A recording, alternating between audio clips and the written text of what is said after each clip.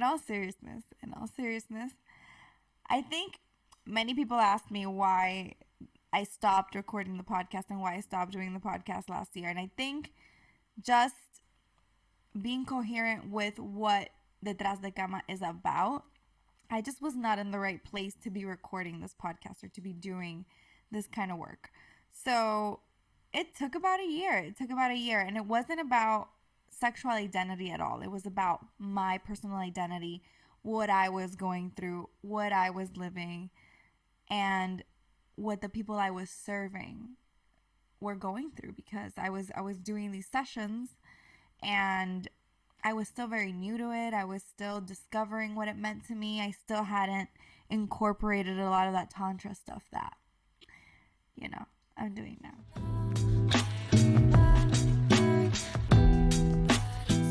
For those of you who don't know me, my name is Carla Montalban. I am a sex coach. I'm also a journalist, an editor, marketing specialist, and this is my podcast, Detras de Cama, where we embrace our pleasure and we learn how to love ourselves, love our bodies, and live a more pleasurable life because we deserve one. And we're back. We're officially back. This is my welcome back. And I want to start this one out with a question that somebody asked me the other day on Instagram, which was, how do I come back to myself in bed when all my life I have been giving myself away? And I thought this was such a powerful question because we don't really ever look at sex as a spiritual connection with ourselves or with the other person. And I think that's where Tantra comes in and where meditation comes in and where all of the things that you have to do before you even get into bed with someone happen. And it's, how often do you even touch your own self? How often do you touch your body? Do you caress your hair? Do you, caress your hands and just sort of touch yourself in a way that is meaningful and like really explore what it means to be a sexual being? Not an asexual being, a sexual being, which all human beings on the planet are, regardless of how you identify, who you go to bed with, what you like, whatever it is, we're all sexual beings. And our sexual energy is creative and powerful energy.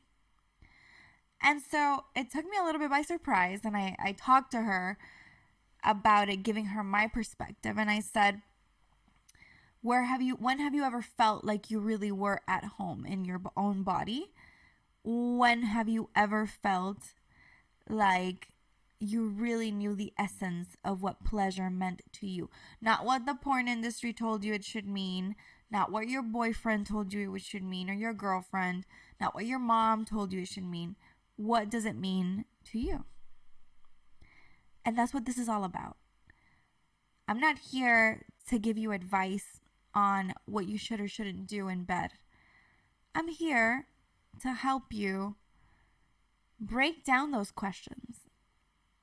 How do you go back to yourself when you've been giving yourself away your whole life? Well, how do you go back to yourself? I guess it starts by knowing who you are. So if you were to describe yourself in 3 words, what would they be? If someone were to meet you tomorrow or today and they said, tell me 3 things that are meaningful to you, what would you be able to say? What would your identity be? Would it be about your place of origin? Would it be related to your name? Would it be related to your gender? Would it be related to your values? I guess the first step for going back to ourselves is knowing who the hell we are. And that starts with you. So the only way that you can regain your pleasure is by getting to know yourself. By doing the things that you already know you like, but also exploring the things that you think you might like or might not like. By really opening yourself up to breaking down taboos.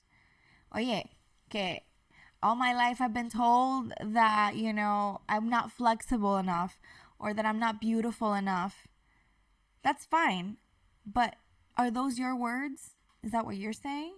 Or is that what Pepito de la Esquina told you? Or is that what your abuela told you? Or is that what your tia told you? Because at the end of the day, none of those people live inside of you. And none of those people go to bed with you.